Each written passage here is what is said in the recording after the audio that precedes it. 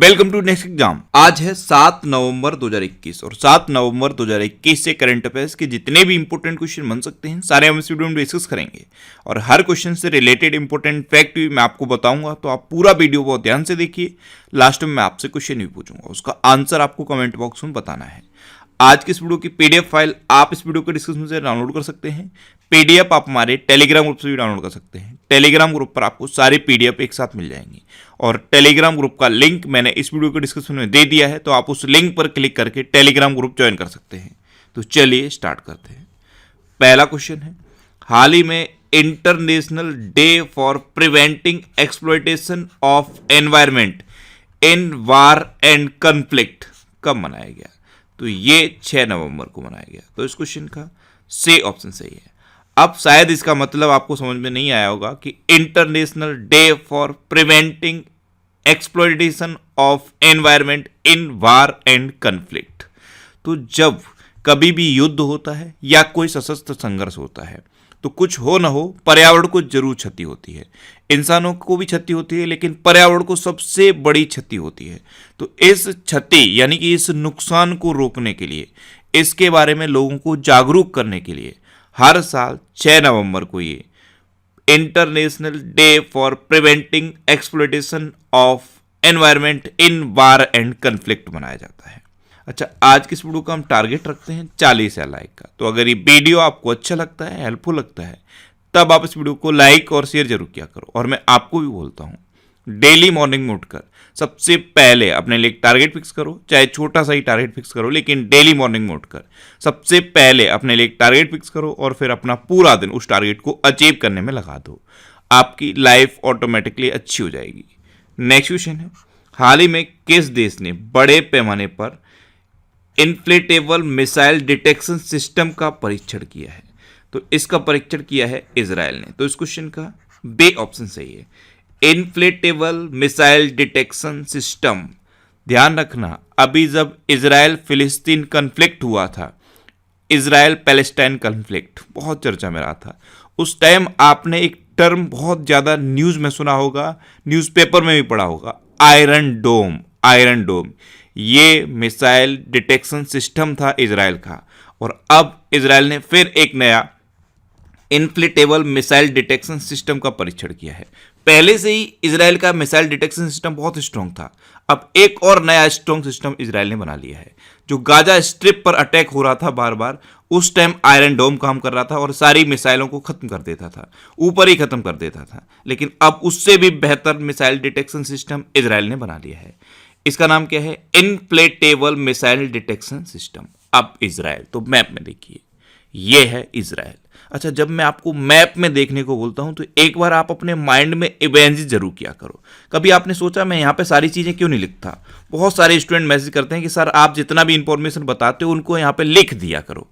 ध्यान रखना बेटा, अगर मैं यहाँ पे लिख दूंगा तो आपको कभी वो चीज़ याद नहीं होगी, क्योंकि ये हमारे माइंड की प्रैक्टिस होती है। जो चीज़ें हम एक बार देख लें, हाँ ये तो ठीक है, उसको देख के पढ़ लेते हैं, लेकिन वो माइंड में सेट नहीं होती। और जिस चीज़ को आप इमेजिन कर लेते हो, जिस चीज़ को आप अपने माइंड में मैपिंग कर लेते हो, वो चीज़ आपको बहुत अच्छे से याद हो जाती है। इसीलिए ये चीज़ें मैं आपको बताता हूँ, बार बार बताता हूँ, बार बार रिवाइज भी कराता हूँ, जिससे कि आप अपनी माइंड मैपिंग कर लो, आपके माइंड में वो चीज़ें सेट हो जाएं। जैसे मैंने अभी आपको इजराइल के बारे में बताया, तो वो गाजा स्ट्रिप जो इजराइल और फिलिस्तीन के बीच में है, वो माइंड में आनी चाहिए, तुरंत उसकी इमेज आपके माइंड में बननी चाहिए। और जो फिलिस्तीन वहां पर रॉकेट दाग रहा था, फिर जो आयरन डोम उसको खत्म कर रहा था, वो सब इमेज आपके माइंड में आनी चाहिए, पूरी की पूरी पिक्चर बन जानी चाहिए।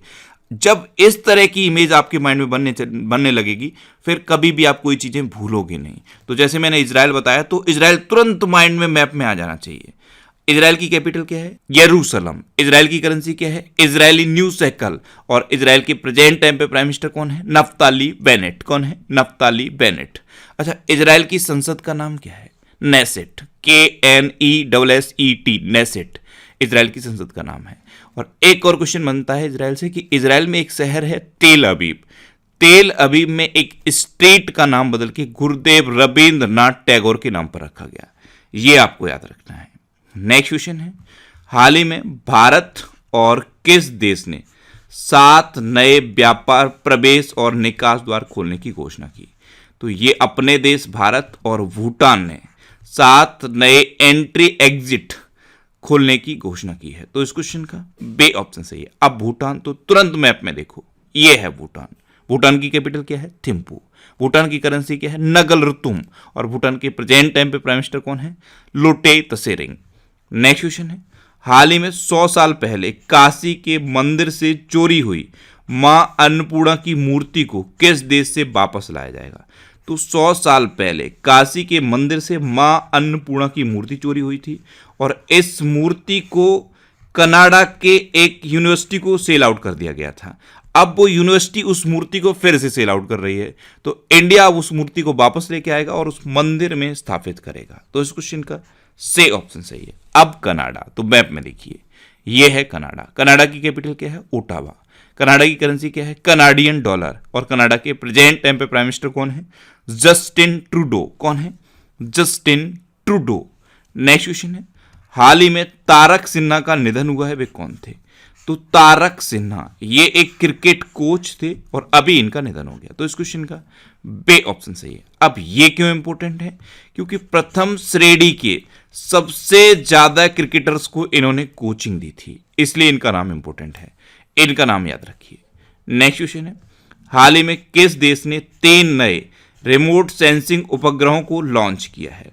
तो अभी चाइना ने 3 नए रिमोट सेंसिंग उपग्रहों को लॉन्च किया। तो इस क्वेश्चन का ए ऑप्शन सही है। दक्षिणी पश्चिमी सिचुआन प्रांत के जिचांग सैटेलाइट लॉन्च सेंटर से लॉन्ग मार्च 2 डे रॉकेट के द्वारा 3 नए रिमोट सेंसिंग सैटेलाइट्स को लॉन्च किया है चाइना ने। अब चाइना, कल भी मैंने आपको बताया था, पहला पृथ्वी विज्ञान उपग्रह चाइना ने लॉन्च किया। मैप में देखिए, यह है चाइना। चाइना की कैपिटल क्या है? बीजिंग। चाइना की करेंसी क्या है? रेन मिनबी। और चाइना के प्रेजेंट टाइम पे प्रेसिडेंट कौन है? Xi Jinping. अच्छा, अभी भी कुछ स्टूडेंट चाइना की करेंसी में कंफ्यूज हो जाते हैं। कई जगह रेन मिनबी और कई जगह युआन लिखा देख के कंफ्यूज होते हैं। तो ध्यान रखना बेटा, चाइना की करेंसी तो रेन मिनबी है, लेकिन युआन फिर क्या है? युआन भी तो लिखा दिखता है। जैसे इंडिया में करेंसी क्या है? रुपया, लेकिन कई जगह आप पैसा भी तो लिखा देखते हो, तो रुपए का ही एक पार्ट है पैसा। उसी तरह से चाइना की करेंसी है रेन मिनबी और रेन मिनबी का पार्ट है युआन, इसलिए आपको युआन भी लिखा दिखता है। इंडिया में आपको पैसा भी लिखा दिखता है, लेकिन करेंसी तो रुपया है। उसी तरह से चाइना में ऑफिशियल करेंसी रेनमिनबी है, लेकिन उसका पार्ट है युआन। उसको जो रेनमिनबी है उसको चाइना का पीपल्स बैंक ऑफ चाइना जारी करता है। इंडिया में रुपए को कौन जारी करता है? RBI, reserve bank of India. इस तरह लिंक कर लो, फिर आपको कभी कंफ्यूजन नहीं होगा। अच्छा, चाइना ने अभी साइनोफार्म नाम की वैक्सीन बनाई थी। मार्स रोवर जुरोंग को सफलतापूर्वक मंगल ग्रह पर चाइना ने उतारा था। एक कचरे का सबसे बड़ा उत्पादक देश है चाइना। एक कचरे का सबसे बड़ा उत्पादक चाइना है। लेकिन अगर आपसे एग्जामिनर पूछ ले कि प्लास्टिक कचरे का सबसे बड़ा उत्पादक कौन है, तो प्लास्टिक कचरे का सबसे बड़ा उत्पादक देश है अमेरिका।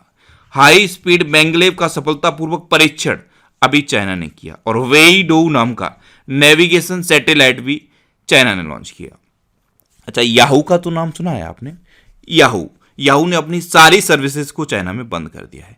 एक्चुअल में चाइना ने क्या किया, अपने इंटरनेट से रिलेटेड रूल्स एंड रेगुलेशन को और ज्यादा स्ट्रिक्ट कर दिया है। एक्चुअल में चाइना क्या चाहता है, अपना क्लोज सिस्टम चाहता है। उसको लगता है कि सारी उसी की चीजें रहनी चाहिए, बाहर की कोई चीज उसके यहाँ एंटर नहीं करनी चाहिए। इसलिए वो कुछ रूल्स को स्ट्रिक्ट कर देता है जिससे बाहरी कंपनियां वहां टिक ना पाए। तो याहू ने अपनी सभी सर्विसेज को अभी चाइना में बंद कर दिया है।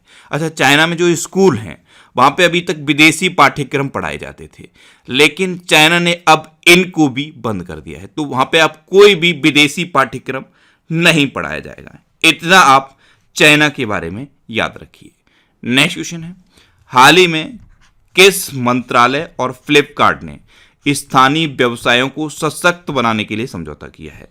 तो जब भी आपको मंत्रालय का नाम दिखे तो अभी ग्रामीण विकास मंत्रालय और फ्लिपकार्ट ने स्थानीय व्यवसायों को सशक्त बनाने के लिए समझौता किया है। तो इस क्वेश्चन का से ऑप्शन सही है। अभी मैंने क्या बोला, जब भी आपको किसी मंत्रालय का नाम दिखे, जैसे ग्रामीण विकास मंत्रालय दिखा, तुरंत माइंड में आना चाहिए कि इस मंत्रालय के मंत्री कौन है।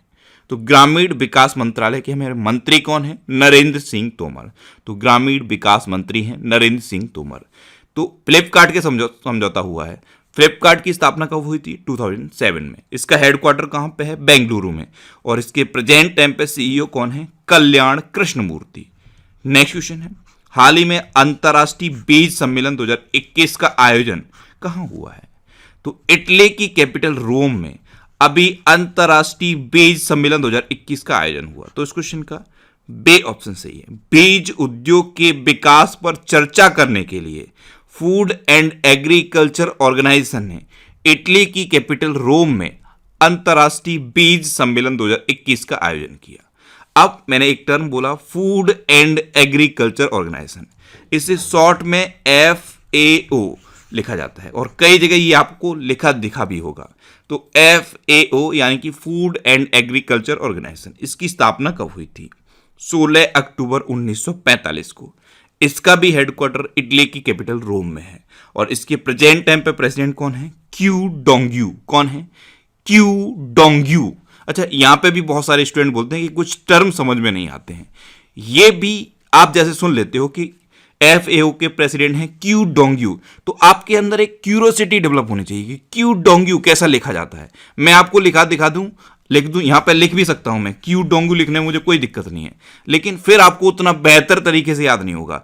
जब आपके माइंड में क्यूरियोसिटी डेवलप होगी कि क्यू डोंग्यू ये सर बोल रहे हैं तो इसको कैसे लिखा जाता है, तो एक बार आप लिख के देखोगे, आपके हाथ में मोबाइल है, आप गूगल भी करोगे तो फिर आपको वो चीज याद हो जाएगी। जब आप गूगल करोगे तो आपको इमेज भी दिख जाएगी। तो इस तरह से ये चीजें आपको याद करनी है, ये हैबिट आपको बनानी है।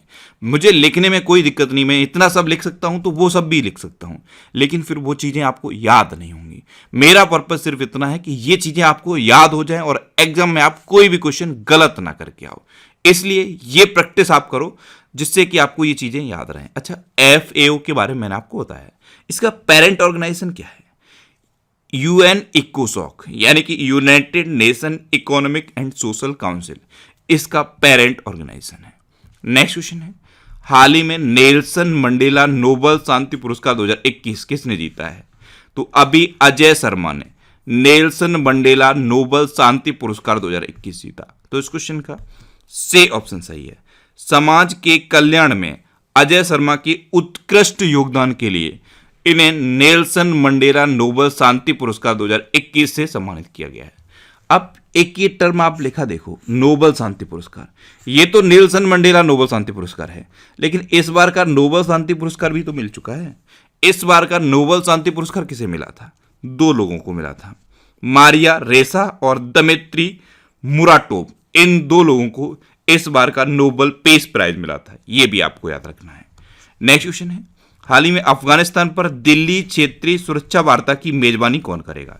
तो अभी अफगानिस्तान पर दिल्ली क्षेत्रीय सुरक्षा वार्ता की मेजबानी करेगा अपना देश भारत। तो इस क्वेश्चन का बे ऑप्शन सही है और इसकी अध्यक्षता करेंगे हमारे NSA यानी कि national security adviser Ajit Doval. कौन? अजीत डोभाल।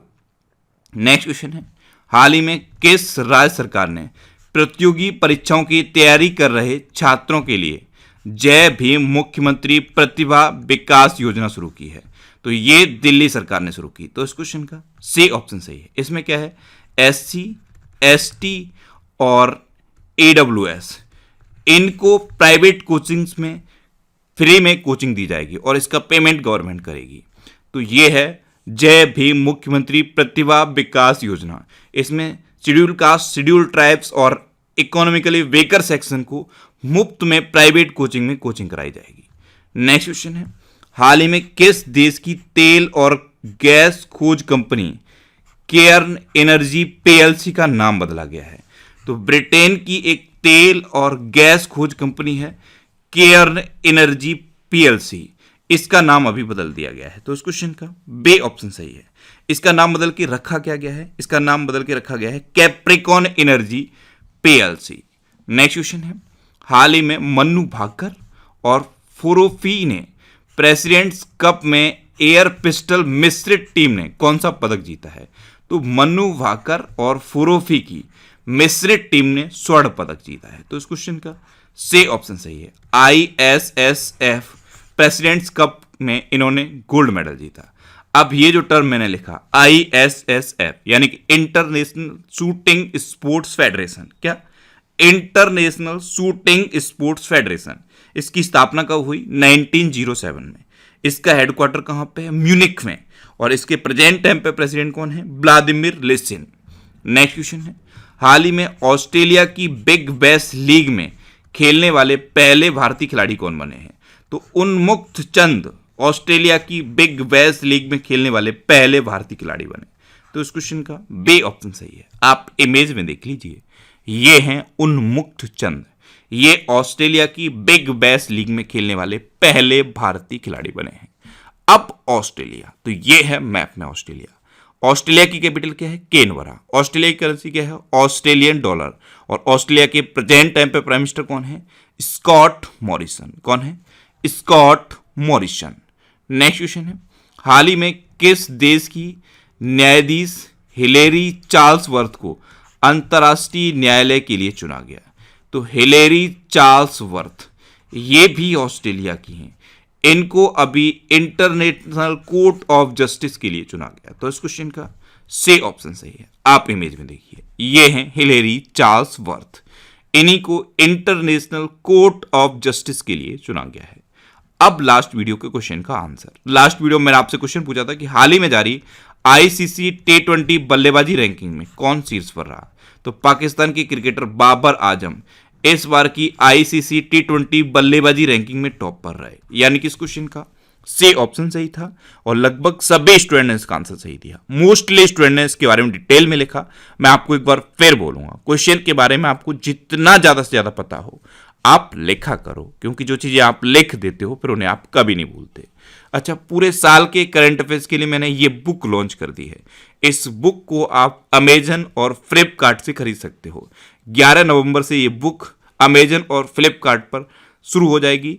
अभी इसकी प्री बुकिंग चल रही है, तो आप अभी जाके अमेजन पे प्री बुक कर सकते हो, जिससे कि आपको 20% डिस्काउंट मिल जाएगा और कोई भी डिलीवरी चार्ज नहीं लगेगा। इसका लिंक मैंने नीचे डिस्क्रिप्शन में दिया हुआ है।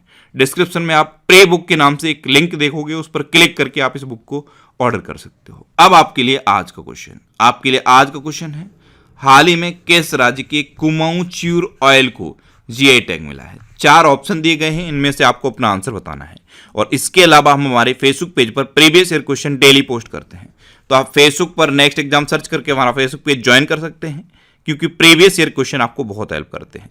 अगर आपको किसी क्वेश्चन में कोई डाउट होता है या आपको अपने करियर से रिलेटेड भी कोई प्रॉब्लम है, तो आप इंस्टाग्राम पे इंद्रेश आरसी INDRESHRC इंस्टाग्राम पे इंद्रेश आरसी सर्च करके आप मेरे साथ जुड़ सकते हैं और कोई भी डाउट, कोई भी confusion without any hesitation discuss कर सकते हैं।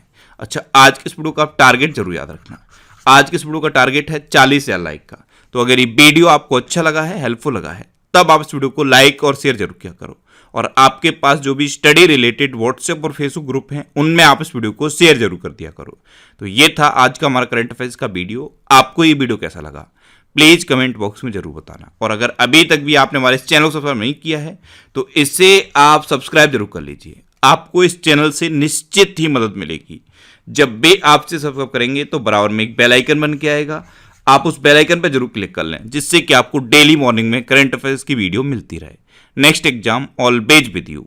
Thanks for watching.